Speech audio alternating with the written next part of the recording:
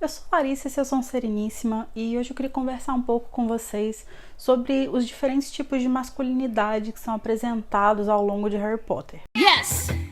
All witches! A primeira influência desse vídeo é um vídeo feito pelo canal Pop Culture Detective, e ele fala sobre a masculinidade do Newt Scamander. E ele apresenta o Newt como um herói não convencional, porque ele performa um tipo de masculinidade que é atípico para quem é o herói de uma franquia de fantasia. E ele tem uma facilidade muito grande de se conectar e de ter empatia por essas criaturas, e essa empatia dele se estende também para os seres humanos, principalmente aqueles mais marginalizados de alguma forma. E justamente por isso, esse vídeo fala sobre como o verdadeiro dom, o verdadeiro poder do Newt não é a magia que ele tem, e sim a empatia dele. E aí, nesse próprio vídeo, fala sobre como que o Newt é extremamente diferente do Harry. E como que o Harry encarna perfeitamente o papel do herói, como que ele está inserido de um jeito muito certinho naquela jornada do herói, e como que isso seria um oposto ao que o Newt se mostra, né? Então seriam dois tipos de masculinidade diferentes. A do Harry, que seria essa masculinidade padrão, e a do Newt, que seria uma masculinidade diferente, uma masculinidade positiva. Só que eu não concordo muito com isso. Ele tirou de base o Harry dos filmes, e o Harry dos filmes realmente tem alguns problemas nesse sentido. Então, embora o Harry seja sim muito diferente do Newt e se encaixe sim quase perfeitamente na figura do herói, eu acho que existe algo a mais no personagem do Harry. Apesar do universo de Harry Potter ser, infelizmente, muito dominado por homens, quando a gente para ler com cuidado, a gente percebe que, muito mais do que um reflexo só da nossa sociedade patriarcal, machista, etc., na verdade, o que está acontecendo ali é uma grande crítica a toda essa lógica. O que os livros de Harry Potter fazem é, na verdade, apresentar e defender uma nova masculinidade. Uma masculinidade não convencional e que se opõe à masculinidade tradicional e hegemônica que a gente está acostumado a ver. E esses problemas dessa masculinidade hegemônica, eles vão estar caracterizados, eles vão estar vinculados à figura do Voldemort. Alguns desses problemas, alguns traços dessa masculinidade vão aparecer em outros personagens, vão aparecer às vezes no próprio Harry, vão aparecer em personagens que são do espectro mais positivo, vão aparecer em personagens que são do espectro mais negativo, mas em todos esses momentos eles vão ser contrastados com uma masculinidade positiva e que vai ser, 90% dos casos, vai ser representada pelo Harry. Agora, o que é uma masculinidade, né? A masculinidade, de acordo com o dicionário, é o estado ou o fato de ser masculino. São aquelas qualidades e aquelas características reconhecidas como masculinas. A gente sabe, eu sei, espero que você que esteja vendo esse vídeo também sabe, não existe uma característica definitivamente masculina, uma característica definitivamente feminina. Isso é uma coisa extremamente ultrapassada. O que a gente sabe é que a gente cresce e é socializado e criado para corresponder a determinados papéis. E essas características, elas vão mudar de uma sociedade para outra. Tem sociedades que consideram certas coisas como masculinas, que são consideradas em outras sociedades como não masculinas. Mas se a gente for identificar o que a sociedade hoje considera como características masculinas, a gente diria que essa masculinidade hegemônica está associada à ideia de resistência, à ideia de força, a ideia de competitividade, de agressividade, de autossuficiência, de controle emocional. E é uma masculinidade que é construída não só em cima da opressão das mulheres, né, mas também na opressão de outras formas de masculinidade que são vistas por essa masculinidade hegemônica como inferiores ou subordinadas. Então eu vou começar falando um pouco sobre a oposição chave para entender essa questão em Harry Potter, que é entre o Harry e o Voldemort.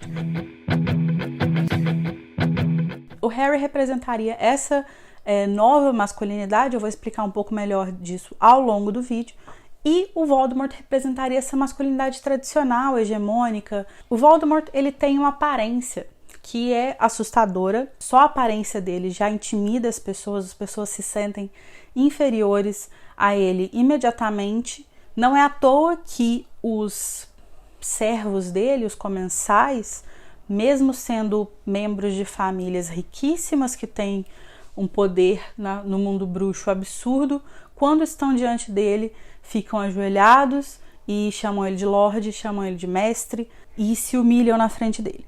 Isso acontece porque o Voldemort performa uma masculinidade dominante. Ele domina os outros e qualquer pessoa que não performe uma masculinidade que faça frente com ele se sente subjugado. E além disso, as mulheres também vão aparecer ao longo da história como inferiores ao Voldemort. Por exemplo, no 6º livro, a Narcisa, logo no início, a gente vê que ela vai procurar o Snape porque ela está desesperada. E a forma como o Voldemort se deleita em torturar nesse esquema, não só o Lucius, que foi preso, como também o Draco, e principalmente a Narcisa, que é uma mãe que vê o filho sendo obrigado a estar naquele esquema ali que ela não queria que ele tivesse, reflete muito a forma como ele não se importa com a forma como ela se sente. Essa agressão, essa humilhação é ou precedida ou sucedida por alguma forma de compensação ou promessa de compensação que resulta na manipulação delas por ele. Talvez os atributos da masculinidade hegemônica que sejam mais presentes no Voldemort sejam a agressividade e a competitividade. A competitividade a gente vê no fato de que ele se orgulha muito em dizer que ele é o maior bruxo vivo e ele fala repetidamente sobre o tamanho das conquistas dele, o como ele é poderoso, como ele chegou mais longe do que qualquer um, como ele isso, como ele aquilo. Ele se orgulha muito de todos os feitos dele. E ele usa isso como uma forma de mostrar para todo mundo que ele é o melhor e que ninguém nunca vai conseguir atingir ele. E justamente vem daí a determinação dele em derrotar o Harry, em matar o Harry, porque o fato dele ter tentado matar o Harry enquanto bebê e o Harry ter sobrevivido é uma falha na masculinidade dele, porque isso representa algo que ele tentou fazer e não conseguiu. E pensando na agressividade, ele tem uma tendência absurda, como a gente vê ao longo do livro inteiro, de ser violento, né? Ele tem uma tendência à violência muito grande. Em alguns contextos de masculinidade, a violência é vista como uma forma de expressão emocional, como se a única forma de um homem se expressar emocionalmente, de mostrar o que ele sente, é expressando isso por meio da violência. E o Voldemort funciona dessa forma, tanto que quando ele está feliz, ele mata, ele tortura, quando ele está com raiva, ele mata, ele tortura, quando ele está assustado, ele mata, ele tortura. Ele sempre externa os sentimentos dele através da violência, através da agressão, e ele faz isso simplesmente pelo prazer de mostrar a dominação que ele tem. E tudo que é representado pelo Voldemort, essa agressividade, essa violência, essa competitividade, tudo isso faz parte de uma masculinidade que é vilanizada, criticada e questionada pela J.K. Rowling ao longo dos livros. E essa crítica vem justamente na figura que vai se opor ao Voldemort ao longo de toda a saga, que é o Harry. Embora ele comece a história como um outsider, ele começa como uma pessoa excluída, um menino que não tem acesso a quase nada, que não pertence a nenhum grupo, que não pertence a nenhuma família de forma apropriada, que não tem amigos, que não tem um lugar que ele possa chamar de dele, né? Que sofre bullying. Enfim, ele é uma pessoa que está fora, está marginalizada em vários aspectos na sociedade. Só que aí, quando ele descobre que ele é bruxo, ele vai para o mundo bruxo, ele vai para Hogwarts, isso tudo vira de cabeça para baixo. Por quê? Porque ele passa a ter dinheiro, ele passa a ter fama, ele passa a ter amigos, ele passa a ter pessoas que se importam com ele, pessoas que cuidam dele.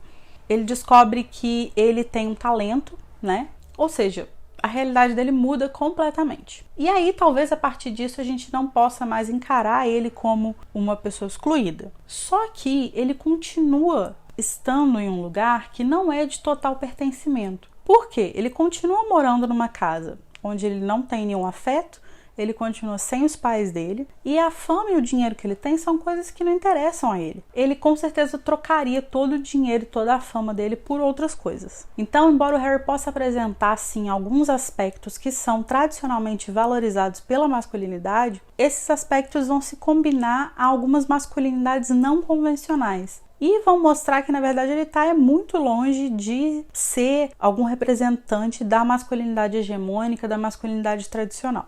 Inclusive, boa parte do apelo que o Harry tem para o público enorme que ele conquistou, vem do fato de que a identidade dele é uma combinação de comportamentos tradicionalmente vistos como masculinos e de comportamentos tradicionalmente vistos como femininos, o que vai se aproximar de uma representação de uma masculinidade que tem muita dificuldade em se ver na masculinidade tradicional, e pessoas que têm muita dificuldade de olhar e se associar com o que a sociedade espera que um homem faça, que um homem seja, que um homem sinta. Então a gente pode dizer que o Harry apresenta, sim, algumas características tradicionalmente vistas como masculinas. Talvez a conexão maior que ele tenha com a masculinidade tradicional seja a autossuficiência, ou no caso do Harry, a vontade de ser autossuficiente. Isso vai aparecer em todos os livros em maior ou menor grau. Desde o primeiro livro, em que ele quer descobrir a pedra sozinho, caçar a pedra sozinho.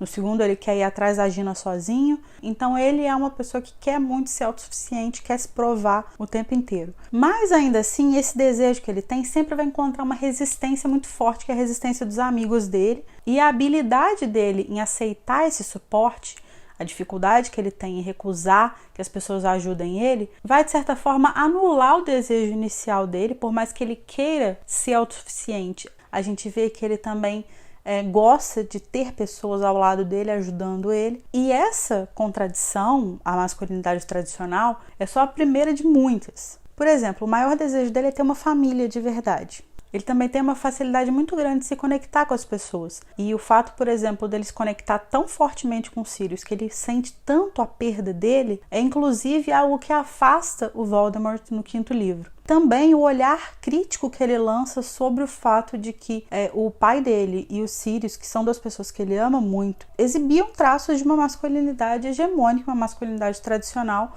com a qual ele não concorda e com a qual ele não quer se identificar. E embora o Harry seja assim competitivo, principalmente no quadribol, ele não possui um nível obsessivo de competitividade como o Voldemort possui. Ele se contenta em geral em ganhar de forma justa, e é isso inclusive que faz com que ele procure o Cedrico e fale para o Cedrico sobre os dragões, porque ele sente que o Cedrico está sendo injustiçado, e embora ali aquilo fosse uma vantagem muito grande para ele, ele prefere fazer a coisa certa do que ter uma vantagem.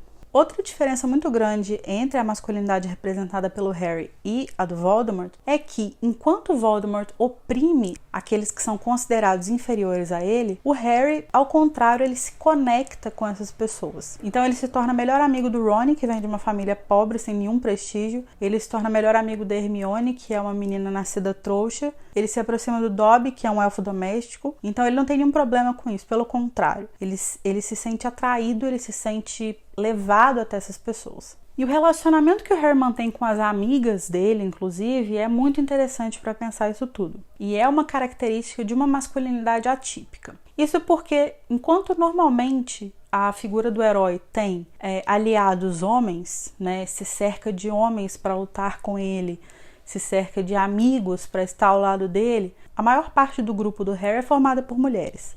E mais do que isso, a Hermione, a Gina e a Luna não são mulheres que estão ali só para ajudar eles a serem dispensadas depois e serem ignoradas ou coisa do tipo. Elas fazem parte da vida dele, ele se importa com elas e, principalmente, ele admira elas. Isso é uma coisa que foge muito da masculinidade típica. A masculinidade hegemônica não está disposta, não está aberta a admirar qualquer pessoa que seja considerada inferior. E na masculinidade hegemônica, a mulher é considerada inferior. Para o Harry, as amigas dele, as mulheres que estão na vida dele, são tão dignas de serem admiradas pelas qualidades delas quanto os homens, e às vezes até mais. O Harry também tem uma habilidade de nutrir relacionamentos não românticos com mulheres e homens à volta dele, e isso vai ser uma parte muito importante da força dele, porque esses relacionamentos, esses vínculos que ele cria, não são alianças políticas, não são motivados pelo interesse. Eles são motivados e são nutridos pelo afeto genuíno que ele sente por essas pessoas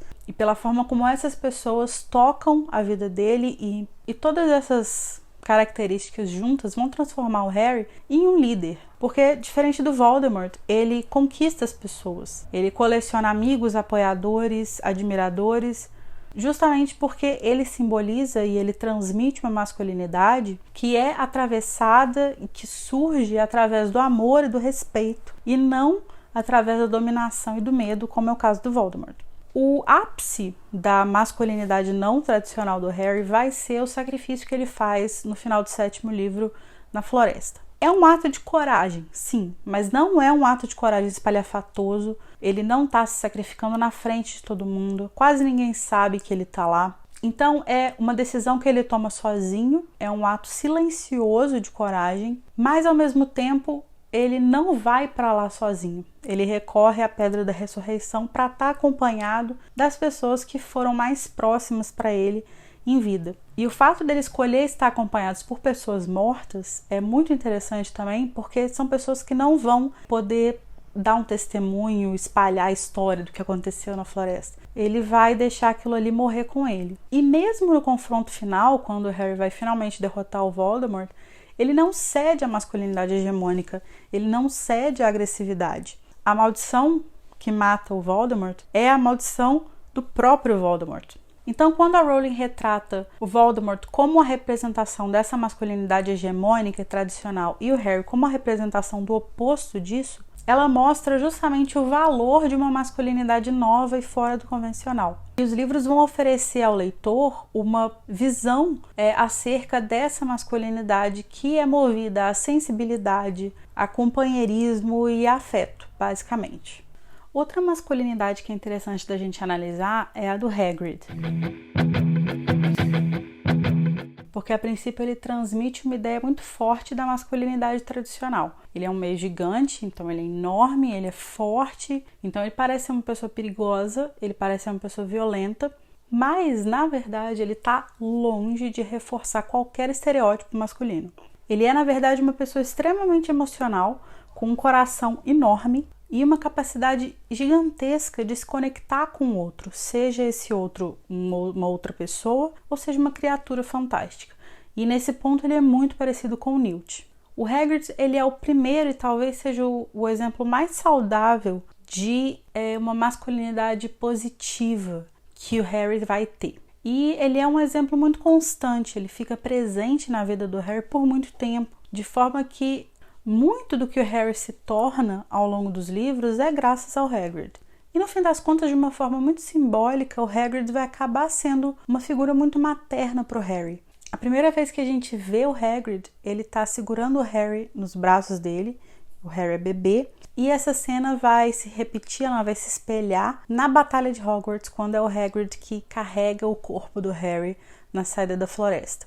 E talvez o grande simbolismo dele ao longo da história seja a ideia de que a gente pode olhar para ele e ver uma pessoa que é forte fisicamente, que tem atributos físicos muito associados a uma masculinidade hegemônica, tradicional, agressiva e negativa, mas essa pessoa pode ser vulnerável emocionalmente, pode ser uma pessoa frágil emocionalmente e uma pessoa capaz de se afeiçoar, capaz de ter afeto, de ter sentimentos positivos.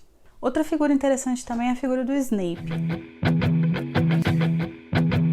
Eu já fiz um vídeo aqui em que eu falei sobre a leitura transexual do Snape, e nesse vídeo eu falo muito sobre a forma como ele é codificado, de forma parecida com a codificação feminina, mas aqui eu vou falar especificamente de alguns pontos que eu não falo naquele vídeo. Então, uma das características muito fortes do Snape é o fato de que ele é uma pessoa centrada, que consegue controlar as emoções dele, que é uma característica muito associada à masculinidade. Mas ao mesmo tempo a gente vê que em vários momentos essa máscara de controle emocional dele vai deslizando, né? Então a gente vê ele perder o controle em alguns momentos, embora esses momentos em geral sejam momentos de agressividade.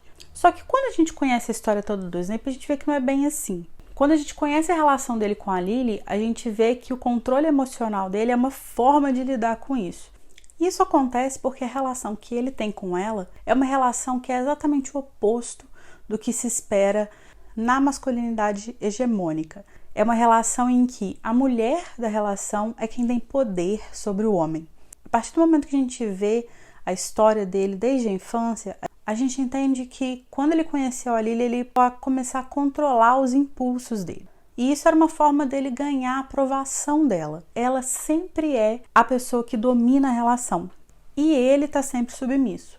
E dessa forma, a última interação que eles têm é também muito resultante dessa dinâmica. quando ele tá ali sendo humilhado pelos marotos, naquela memória que a gente vê, e os marotos representam ali um símbolo dessa masculinidade hegemônica, da agressão, do domínio, da autossuficiência, ele tá numa situação vulnerável, ele tá desamparado e ele tá sendo observado pela escola inteira quase. E nesse momento em que ele tá tão desarmado, o que ele tenta fazer é reafirmar a masculinidade dele, reafirmar uma masculinidade hegemônica que ele negou durante toda a relação dele com a Lily, recusando a ajuda dela e ofendendo ela, né? Tentando diminuir ela quando ele chama ela de sangue ruim.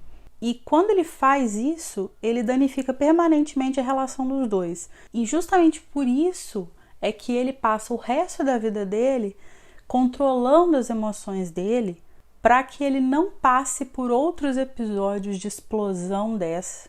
O maior símbolo dessa masculinidade um pouco diferenciada que o Snape apresenta é o patrono dele.